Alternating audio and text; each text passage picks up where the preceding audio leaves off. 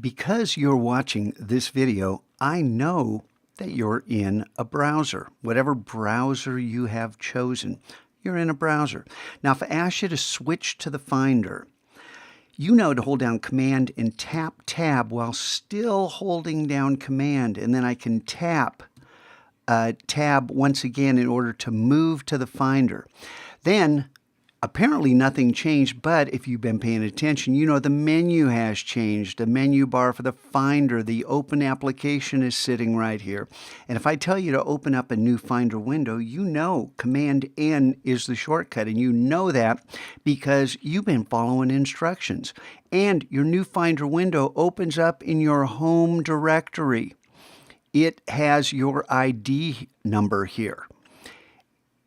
Isn't that great? Now, if yours isn't doing that, or you don't see the path bar or the status bar, it means you have not been paying attention. And you better go back right now, or what we talked about in class on Tuesday is going to become a reality for you. And that's not a reality you want to experience. Now, inside your home folder is your documents folder. And inside your documents folder, you should have a minimum of 3 folders.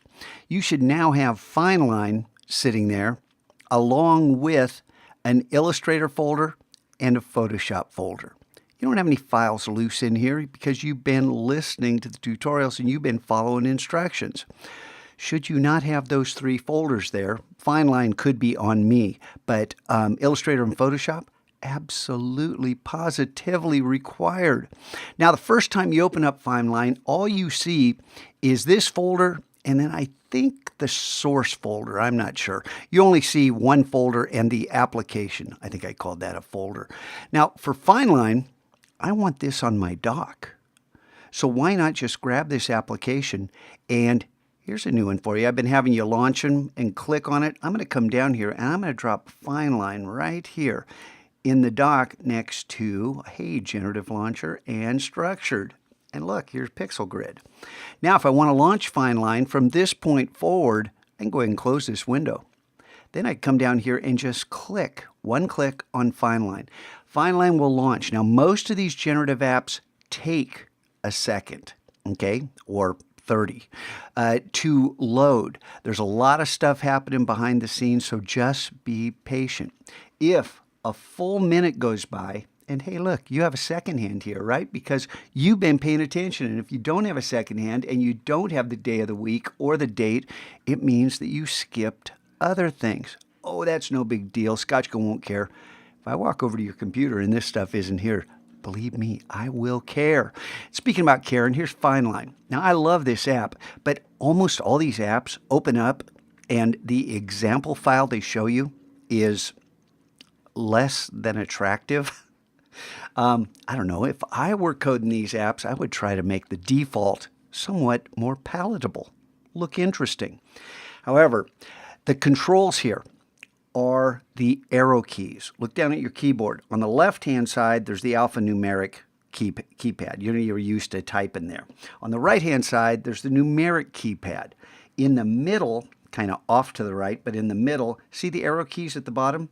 And then above that, you got a bunch of other keys, including the forward delete key and the function key that I will point you to a number of times. But right now, all that matters is the arrow keys. And for fineLine, all 4 of the arrow keys do different things. First and foremost, the left arrow key, if you hit on that, hit the left arrow key, you get the controls. And I will tell you, I looked at this and went, what do I do? And had Michael sit down with me and walk me through some of this. And then as I used it, I kept asking, okay, now I get this, but I don't get this. This takes some time.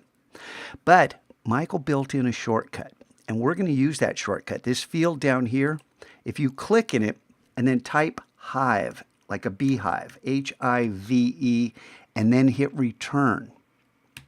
Okay, PC users, that's the enter key. You know, return is right there on the alphanumeric keypad, right above shift. That inputs this preset. Now, I'm going to suggest a number of other presets, and some of these controls are going to change slightly because the maximums are going to change because one of the cool things about my job is I get to make feature requests. Now, just having typed Hive in there, this is the default setting. Now, if you hit the right arrow key generates the first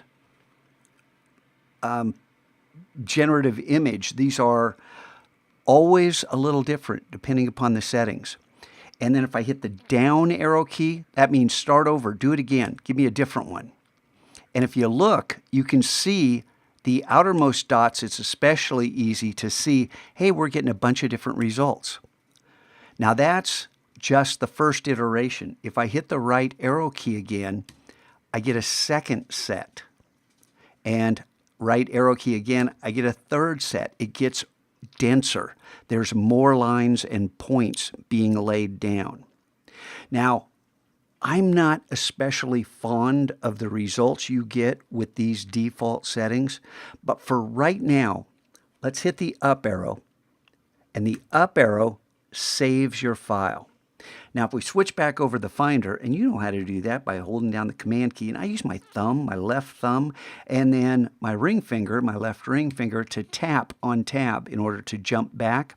Then I can hit Command N and jump into my documents and fineLine. And now you should have an images folder. Your folders should look the same, except you just have one fineLine PDF here.